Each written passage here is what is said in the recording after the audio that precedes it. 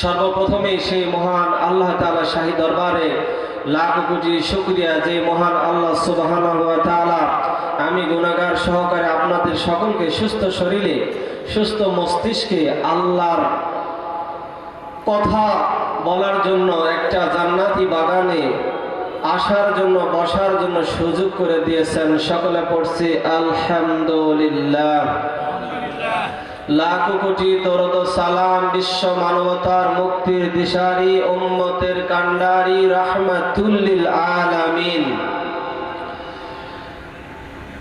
যে নবীর শাফাআত ছাড়া কিয়ামতের দিন কোনো বান্দায় জান্নাতে যেতে পারবে না, সর্বকালের সর্বশ্রেষ্ঠ রাসূল যে রাসূলের আদর্শকে নিজের জীবনের সঙ্গে ধারণ করে আমরা নিজেকে রাসূলের উম্মত বলে দাবি করছি, সেই রাসূলের শানে দরুদ ও সালাম পেশ করে সকলে পড়ছি সাল্লাল্লাহু আলাইহি ওয়াসাল্লাম।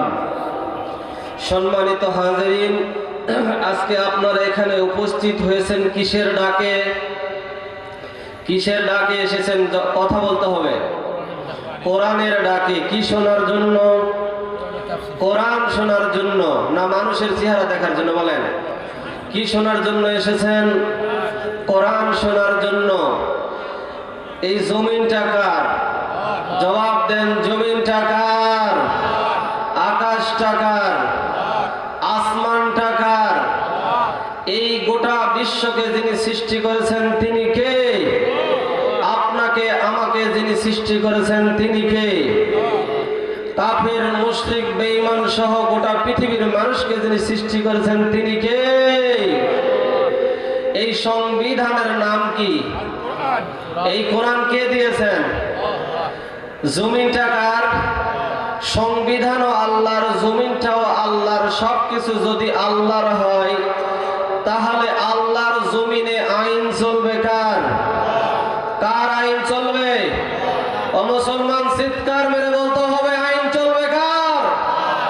যদি আল্লাহর আইন চলে, আল্লাহর আইন দিয়ে যদি রাষ্ট্র জীবন থেকে শুরু করে পারিবারিক জীবন পর্যন্ত চলে, সেই কোরআন দিয়ে এই কোরআনের আইন বুকে ধারণ করতে কে কে রাজি আছেন? লিল্লাহে তাকবীর। আল কোরআনের আলো, আল কোরআনের আলো সংসদে জালো। যখন আমরা কোরআনের কথা বলি তখন অনেকেই মনে করে যে মনে হয় জামাত ইসলামের কথা বলতেছে। আল্লাহর কসম করে বলি, এই কোরআনুল কারীম যে সংবিধান, এই সংবিধান কোন জাতি গোষ্ঠীর মধ্যে সীমাবদ্ধ নয়। কথা বলেন ঠিক না বেঠে? কোন জাতির জন্য, কোন ধর্মের জন্য, কারো জন্য একেবারে নির্দিষ্ট করে কোরআনুল কারীম আল্লাহ নাজিল করেন নাই। ঠিক না বেঠে? নাজিল করেছেন গোটা বিশ্ব মানবতার মুক্তির জন্য, গোটা গোটা মানুষের জন্য, গোটা পৃথিবীর মানুষের হেদায়েতের জন্য। লিন্নাস। আল্লাহু আকবার বলেন। এই জন্য আমরা যখন বলি যে দুনিয়ার জমিনে আল্লাহর কোরআন বাস্তবায়ন হোক, এটা শুনে আপনারা কেউ মনে করবেন না যে বাংলাদেশ জামাত ইসলামের কথা বলতেছি। নয়, কারণ বাংলাদেশ জামাত ইসলামেরাও তো মুসলমান, অন্যান্য যারা দল করে তারাও মুসলমান। বলেন ঠিক না বেঠে? তাহলে শুধুমাত্র যারা বাংলাদেশ জামাত ইসলাম করে এরাই শুধু কোরআনের কথা বলে না? বিএনপিরাও কোরআনের কথা বলে। কি বলে কিনা? জাতীয় পার্টিরা এরাও কোরআনের কথা বলে। জাসদ, বাসদ আর যত দল আছে, ফুরফুরা, খেলাফত মজলিস, হেফাজত, চরমনাই যা আছে, সবাই কোরআনের বাস্তবায়ন চাই। ঠিক না বেঠে? আমরা সেই দলকে দেখতে চাই যা